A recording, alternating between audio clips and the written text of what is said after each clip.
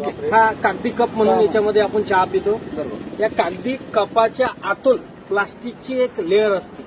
ती लेअर आणि कागद बांधण्यासाठी बिपेन नावाचं केमिकल वापरलं जातं. हे बिपेन नावाचं केमिकल कॅन्सरला निमंत्रण देतं आणि भारतीय शास्त्रज्ञांनी सांगितलेलं आहे. आता बरेचसे लोक म्हणतात हा तर कागदी कप आहे, याच्यामुळे काय होणार आहे. तर एका कागदी कपात चहा पिल्यामुळे 25,000 मायक्रोकण प्लास्टिकच्या आपल्या पोटात जातात एकदा पिल्यामुळे.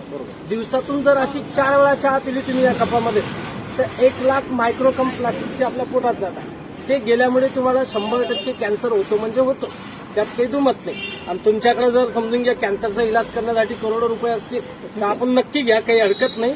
हा कप जर फाडून पाहिलात तुम्हाला प्लास्टिक दिसणार नाही, पण हा कप जर तुम्ही असं पाण्यामध्ये भिजवला आणि याला थोडंसं असं स्क्रब केलं तर बघा मी तुमच्या समोर दाखवतो तुम्हाला. आणि हे जे प्लास्टिक आहे हे वितळतं आणि वितळल्याच्या नंतर चहाच्या वरती एक थर येतो. आपल्याला असं वाटतं की हा पत्तीचा थर आहे का, चहा घट्ट झाली म्हणून थर आला का, दूध साईचं होतं म्हणून थर आला का, असं आपल्याला वाटतं. तर ह्या सगळ्या गोष्टी बोलायचा भात बोलायचा कडी आहे. बघा आता हे जर प्लास्टिक वितळलं आणि हे तुमच्या पोटात गेलं, दिसतं याच्यामध्ये तुम्हाला हे ट्रान्सपरंट प्लास्टिक आहे. हे गरम पाणी किंवा गरम कोणताही पदार्थ टाकला की ते ताबडतोब वितळतं आणि वितळल्यामुळे ते तुमच्या पोटात जातं. जर तुम्हाला मरायचं असेल कॅन्सरचं